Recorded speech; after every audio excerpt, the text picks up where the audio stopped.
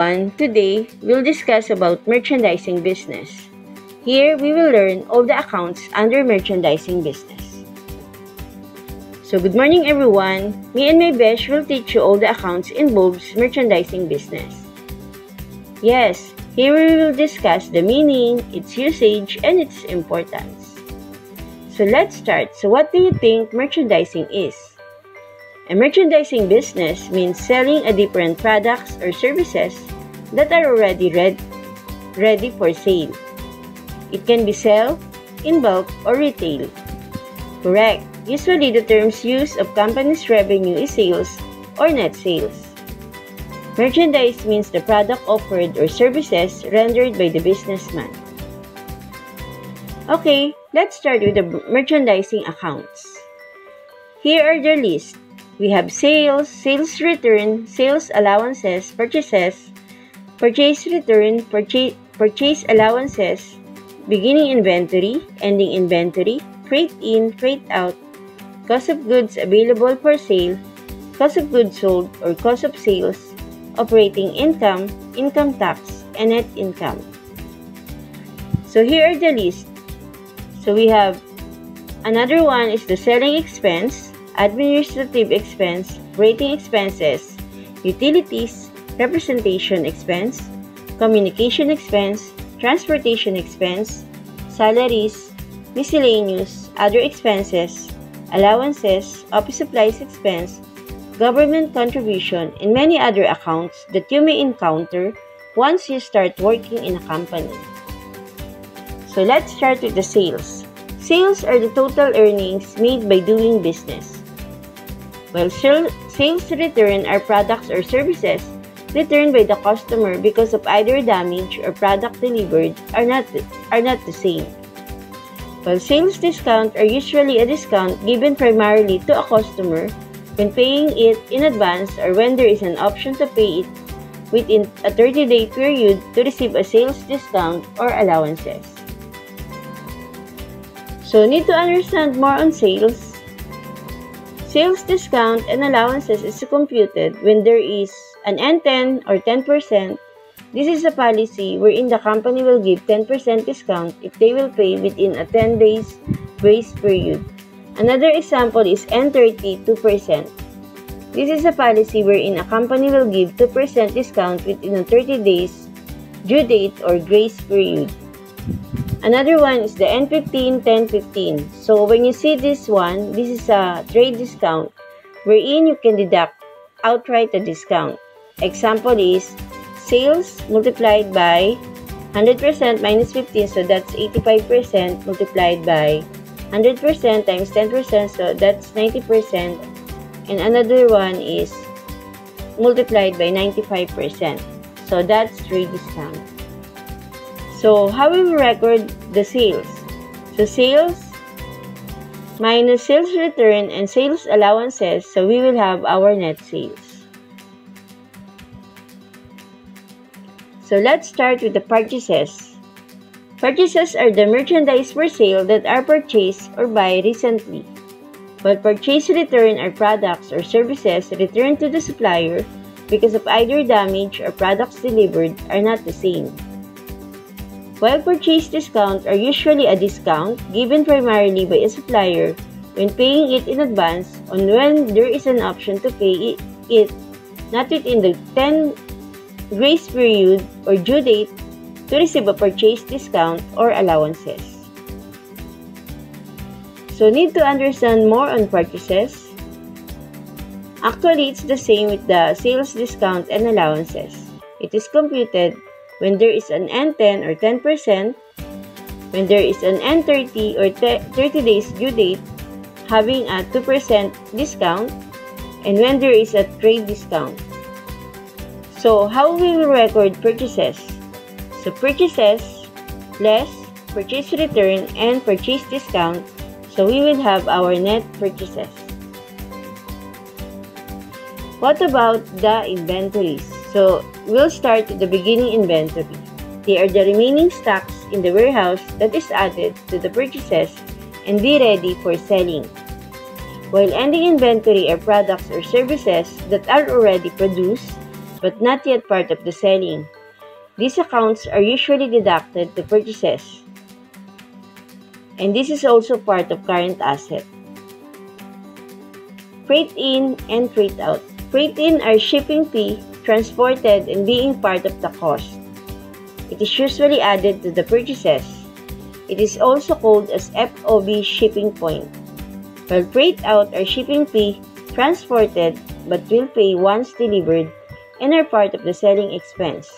It is also called as FOB Destination. Cost of goods available for sale.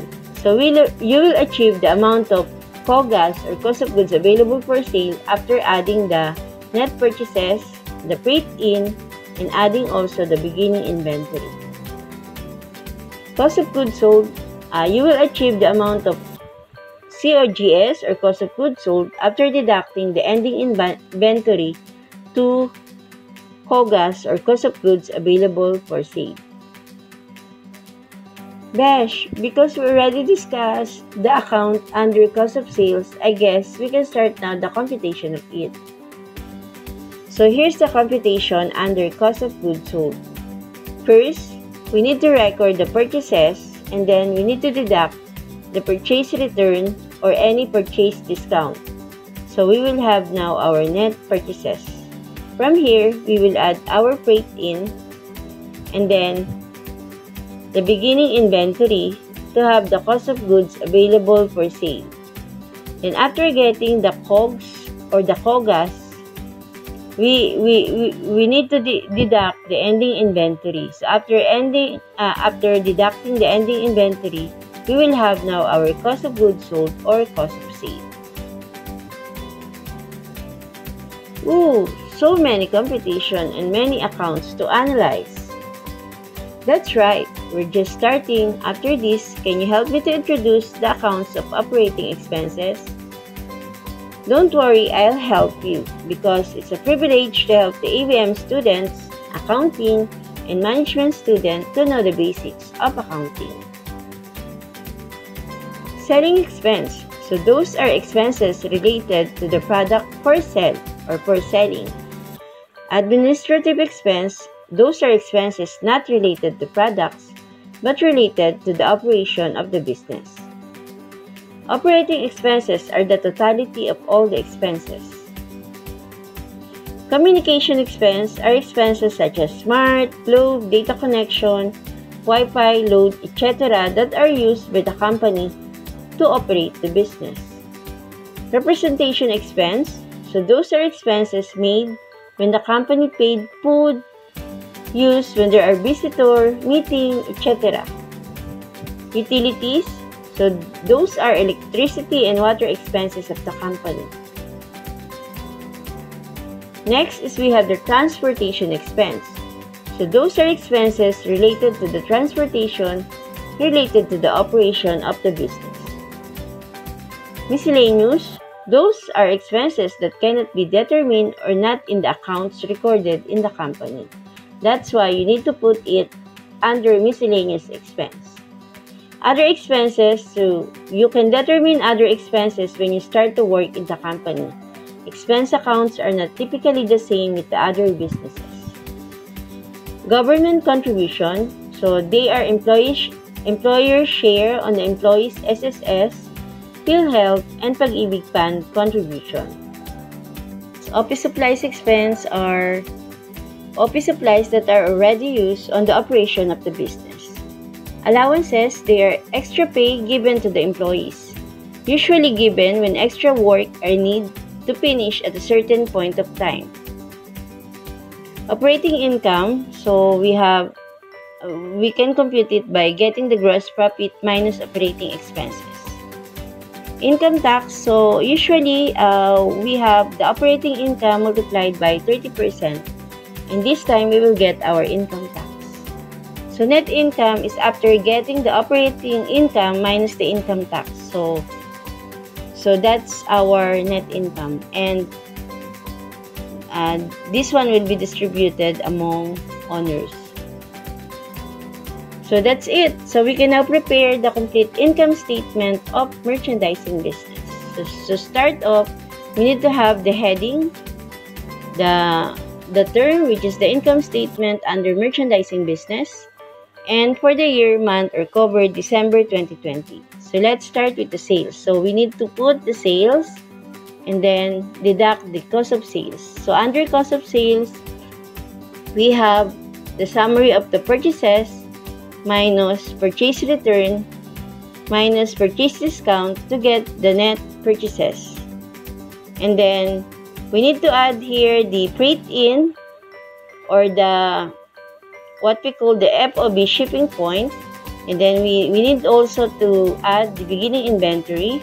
And after getting the addition between the two, we have the cost of goods available for sale. So meaning to say, net purchases, add freight in, add beginning inventory will be the cost of goods available for sale. So after getting this, we need to deduct the ending inventory. Why is it that we need to deduct it? Because it is not already sell. That's it's in the warehouse. So that's why we need to deduct the ending inventory. And this ending inventory will be part of your inventory under current asset. So after deducting the two, we will have the cost of sale. So this one now is the cost of sale. So this cost of sale will be deducted to the sales. So sales minus cost of sales is equals to the gross profit. So we have now the gross profit. So here we will deduct the operating expenses. So we'll just give the summary. So it is the summary of all the expenses came from the selling expense and administrative expense. So supposedly that all of it are the operating expenses. So after deducting the gross profit to the operating expense, we have now the operating income. So operating income will be the basis of your income tax, which is 30%. So after deducting the 30%, we have now the net income. But supposedly that the business is not a corporation. Instead, it is a sole proprietorship and partnership only. So we'll just end with the operating income, because if the business is bought a sole proprietorship or partnership, we have the tax table to base the tax instead of using the 30% income tax. So let's sum up. A merchandising business or business usually trading products and services that are ready for sale to the market. So are you equipped now? So remember, once you learn the basic and know it in your heart, then I'm sure you will love accounting.